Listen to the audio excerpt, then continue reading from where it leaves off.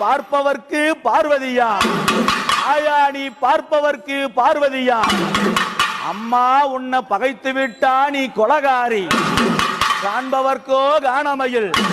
அவ கணிபவர்க்கோ பெருநெருப்பு யாருக்கும் அடங்காத இந்த கானகத்து படிநெருப்பு மாசி ஒரு மாதத்தில அம்மா மாசி ஒரு மாதத்தில சிவன் ராத்திரி அமாவாசை இந்த அமாவாசை நேரத்தில் தாயா பிரம்மன் சிரசறுத்து